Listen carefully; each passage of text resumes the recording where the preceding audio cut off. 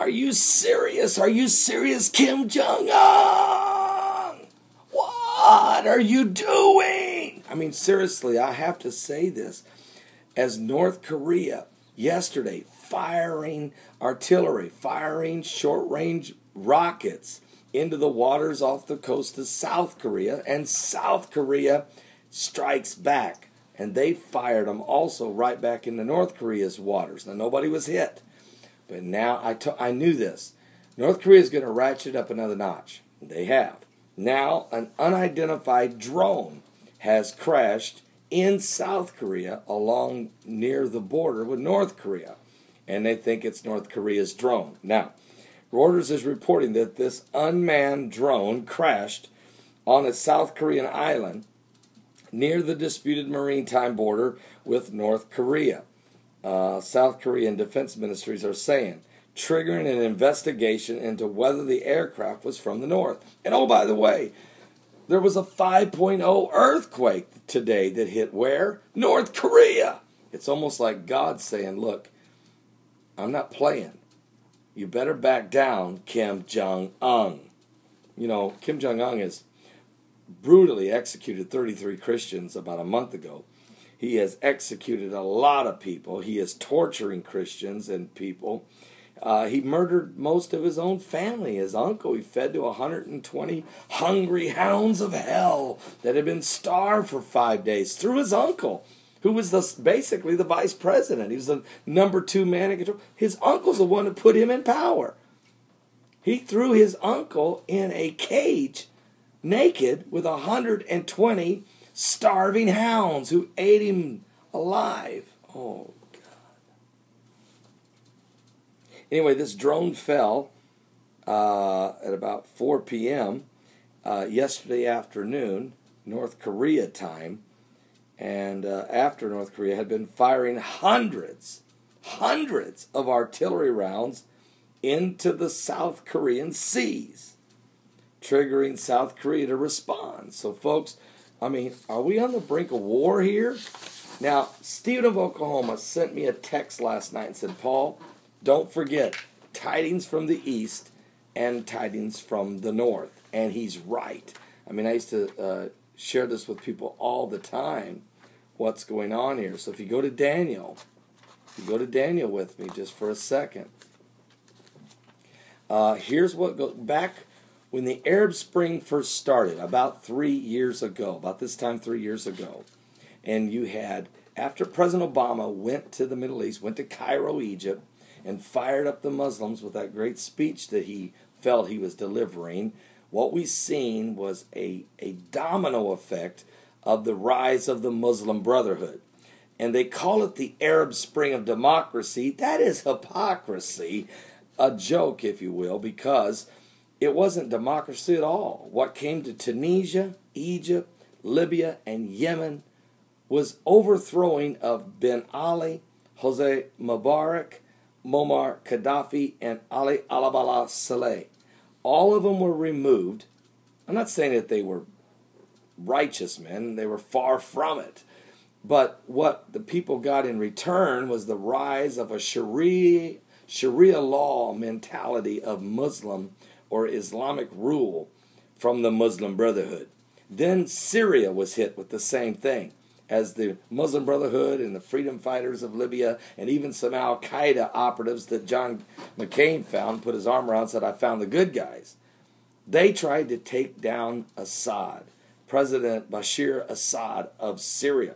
But Russia stepped in and stopped it. Matter of fact, in the United Nations Security Council, both Russia and China used their veto power to stop the United Nations from trying to remove Assad.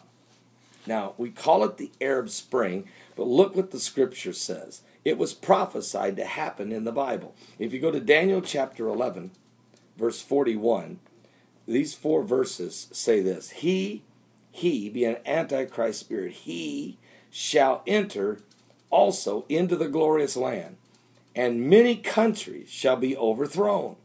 But these shall escape out of his hand, even Edom and Moab and the chief children of Ammon, or Ammon, Jordan will not fall. He shall stretch forth his hand also upon the countries, and the land of Egypt shall not escape. We know that is true. But he shall have power over the treasures of gold and of silver, and over all the precious things of Egypt. We know the NATO forces took $50 billion in frozen assets from Egypt. Also, and the Libyans. We know that NATO took all the gold reserves that were in possession of Libya. And the Ethiopians shall be at his steps. And that's right where this Antichrist, this Muslim Brotherhood spirit ended, right at the steps of Ethiopia for now. And a dam is being built there instead, called the Renaissance Dam on the Nile River in Ethiopia, that's turning the rivers away from Egypt, which was also prophesied to happen in Isaiah 19, verse 6. Wow. Which is referring to this same time frame. Okay, then look at verse 44. But tidings out of the east and out of the north, which is Russia, shall trouble him. Trouble who? Trouble the Antichrist spirit trying to overthrow the Middle East in surrounding Israel with Muslim Brotherhood influences. Who is the trouble from the east? Well, that was first from China in the veto at the UN, and now we have trouble in the east, North Korea, South Korea. So, and at the same time, we have trouble in the north, Russia invading Ukraine. So Russia has taken over Crimea and has soldiers all around Ukraine, and North Korea is firing hundreds of artillery into South Korea. Tidings from the east and from the north shall trouble him. Okay? But wait a minute. He's not done, though.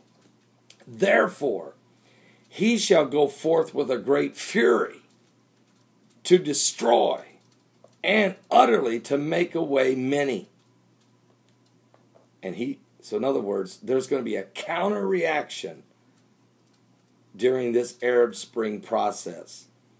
And he shall plant the tabernacles. The Antichrist spirit will plant his tabernacles of his palace between the seas. That's the Mediterranean and the Red Sea. So where's that at? In the glorious holy mountain.